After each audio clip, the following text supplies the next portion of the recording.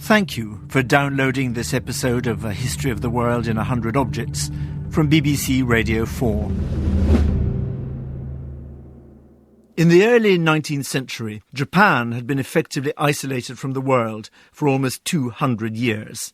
It had, quite simply, opted out of the community of nations.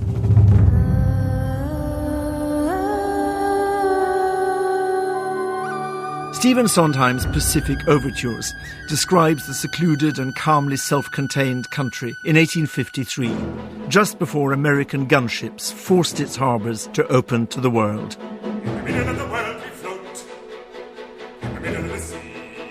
The realities remain remote, in the middle of the sea. Kids are burning somewhere, wheels are turning somewhere.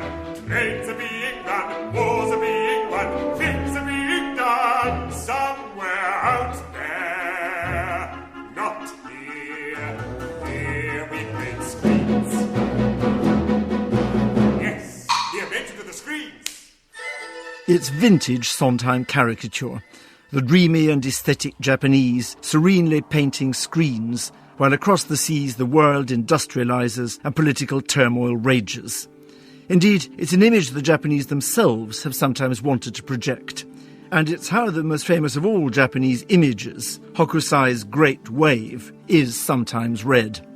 This best-selling woodblock print was made around 1830 by the great artist Hokusai as one of his series of 36 views of Mount Fuji.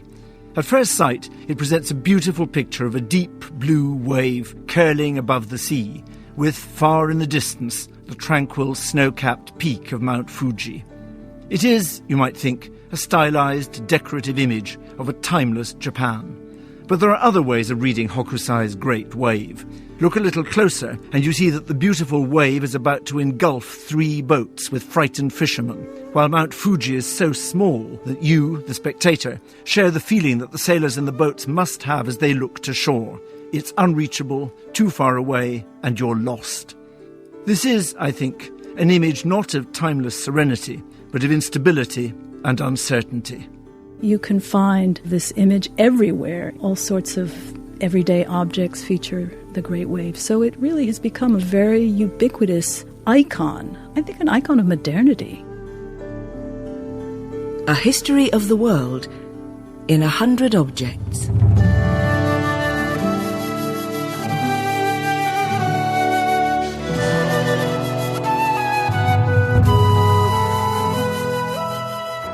Hokusai's The Great Wave.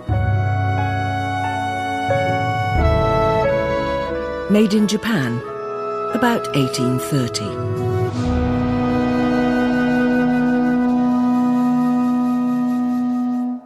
In the middle of the 19th century, as the Industrial Revolution got into its stride, the great manufacturing powers, above all Britain and the United States, were aggressively looking for new sources of raw materials and new markets for their products.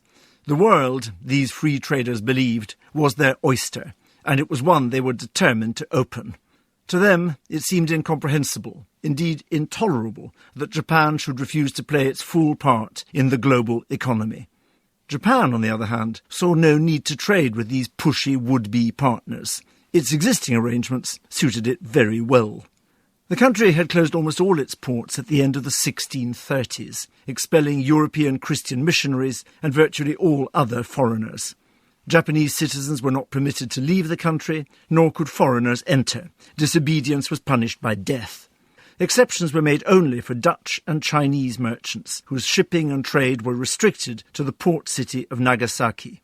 Here, goods were regularly imported and exported, but on terms of trade laid down solely by the Japanese.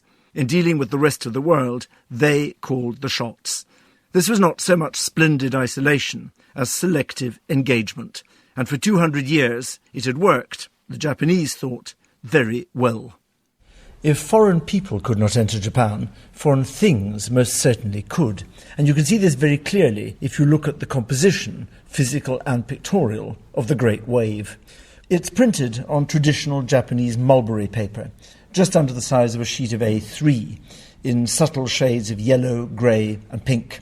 But standing in front of it now, I'm very conscious that it's the blue, rich, deep blue that dominates and that startles, because this is not a Japanese blue. It's a Prussian blue or a Berlin blue, a synthetic dye invented in Germany in the early 18th century and much less prone to fading than other traditional blues. Prussian blue was imported into Japan either directly by Dutch traders or more probably via China, where it was being manufactured from the 1820s. The blueness of the Great Wave shows us Japan taking from Europe what it wants to take, and taking it with absolute confidence. And the series of which the Great Wave was a part, the views of Mount Fuji, were promoted to the public partly on the basis of this exotic, beautiful blue, prized because of its foreignness.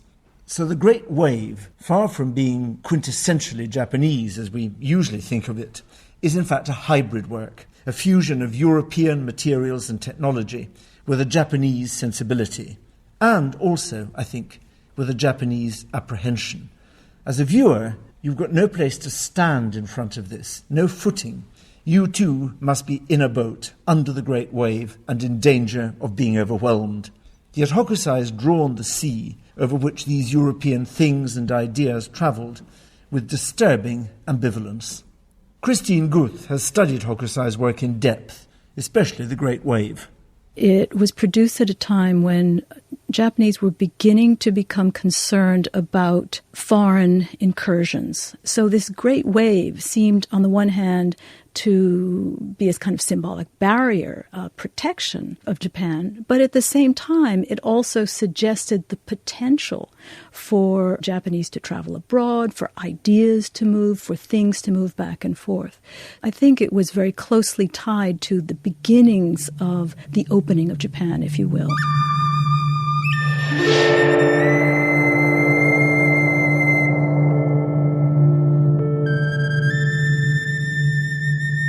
In the long years of relative seclusion, Japan, governed by a military oligarchy, had enjoyed peace and stability. There were strict codes of public behaviour for all classes, with laws on private conduct, marriage, weapons, and so on, for the ruling elite. In this highly controlled atmosphere, the arts had flourished. All this depended on the rest of the world staying away. And by the 1850s, there were many outsiders who wanted to share in the privileges and profits enjoyed by the Chinese and the Dutch, and to trade with this prosperous and populous country. The Japanese were reluctant, and the Americans came to the conclusion that free trade would have to be imposed by force.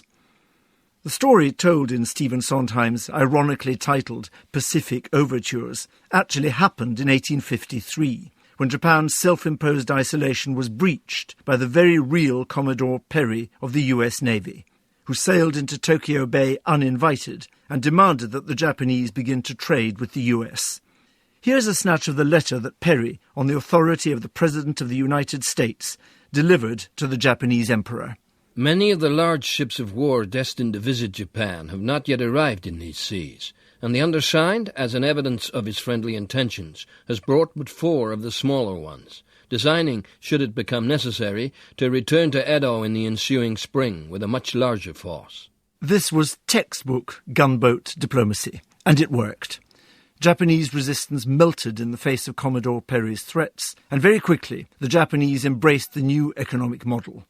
They became energetic players in the international markets they'd been forced to join, and they began to think differently about the sea that surrounded them and about the opportunities that their new role in the world offered. Expert in Japan, Donald Keene, from Columbia University. The Japanese have a word for insularism, which is literally the mental state of people living on islands. Shimaguni Konjo. Shimaguni is island nation, Konjo is character. And the idea is being that they're surrounded by water, and unlike, say, the British Isles, which were in sight of the continent, these were far away. A new trend of interest in the world, of breaking down the classical barriers, begins to emerge about halfway through this period. And I think that the interest in waves suggested the allure of going elsewhere, the world around Japan, the possibility of finding new treasures outside Japan. And some Japanese at this time secretly wrote accounts of why Japan should have colonies in different parts of the world in order to augment their own riches. I think the wave itself is a very interesting part of the Japanese culture at this time. The wave which is constantly changing, and the attraction of the wave was that it was never the same for very long.